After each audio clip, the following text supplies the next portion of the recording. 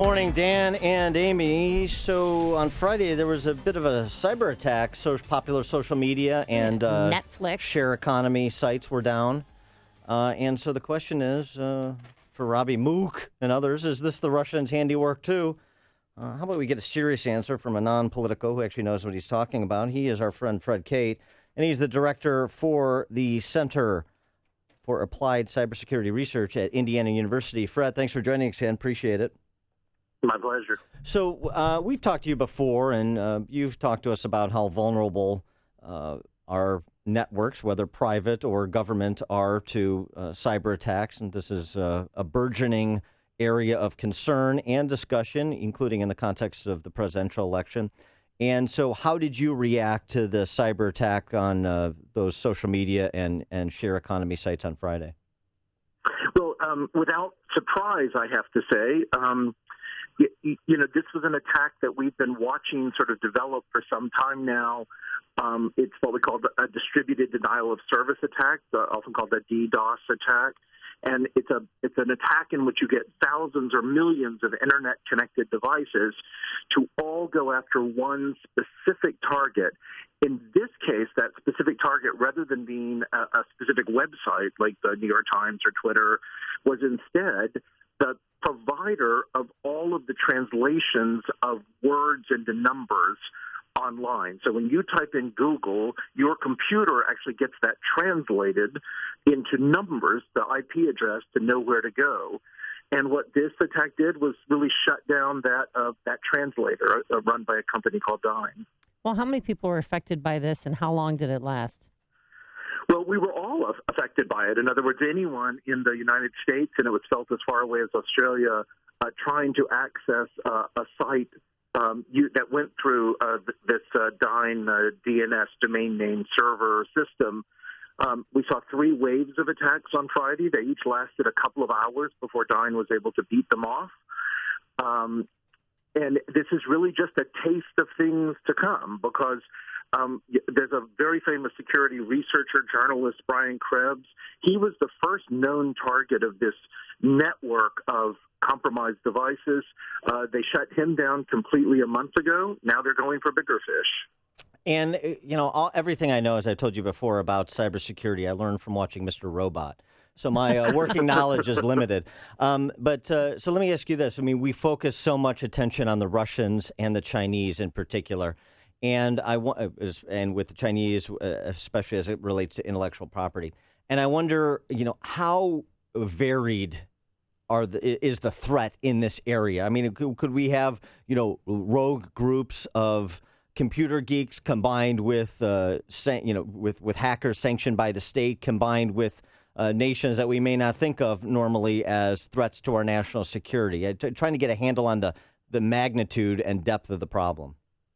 Yeah, both are huge. So what you have when you have a big network of compromised machines that are being used for these distributed denial of service attacks is you have code that controls that network, and that code is made available. Sometimes it's sold, sometimes it's leased, sometimes it's made available for free, so that others can use it. So in a way, it almost doesn't matter who started this, like who built this infrastructure for this attack. It could be used by anyone. It could be used by an individual. It could be used by a country. It could be used by a company. In this case, maybe the most astonishing and worrying thing is that the compromised computers weren't like your laptop or your desktop. They were things like baby monitors. They were like set-top DNR DVRs that, record your video programs for you.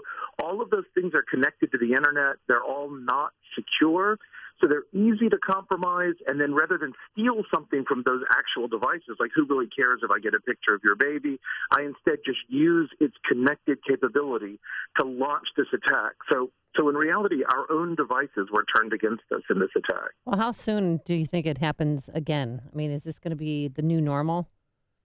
It is absolutely going to be the new normal. And again, remember, there are a lot of vulnerable places on the Internet, sort of choke points where some essential services provided. In the case of a domain name server, which, converts those typed-in addresses into IP numerical addresses, that was an obvious choke point we've been talking about for a long time. But there are lots of other choke points. And again, if you flood even the most popular websites with billions of times the amount of traffic they're used to getting, you're going to shut them down or you're going to block access by legitimate users.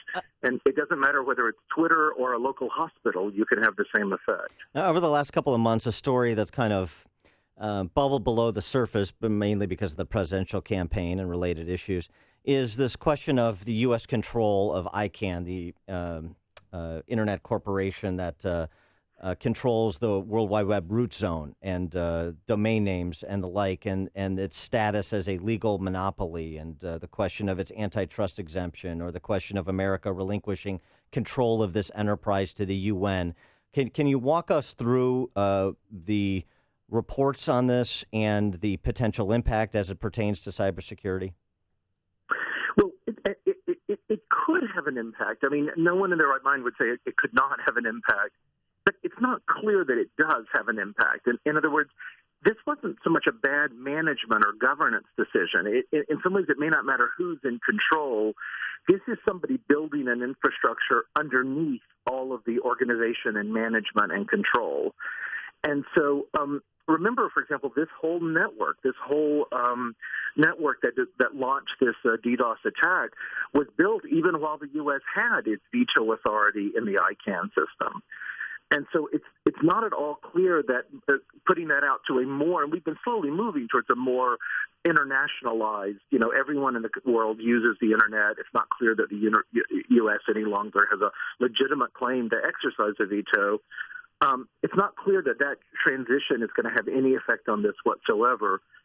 To be honest, the vulnerabilities really are they're both by users. If you connect your baby cam and you don't set a password, then you make it possible for anyone to compromise it just by using the default password, which is like password or 1234.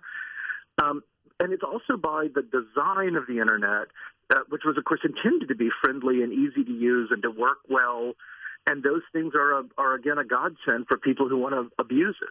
So, Fred, Cate, is there anything we can do to protect ourselves and our devices? Yes, we don't want to be John Podested. No. Yes, exactly. Well, there are some things. I mean, so one thing is we should be setting strong passwords and updating them regularly on every single thing in our lives that connects to the Internet. So your cell phone, your laptop, your tablet, but also your baby cams, your DVRs, your Nest thermostat, all of those things that we go out and buy and immediately connect online and then we totally forget about. It's worthwhile going back, and making sure you've got a strong password and you change it every now and then. Write them down. It's not a problem to write it down. Just don't carry the list with you in your wallet.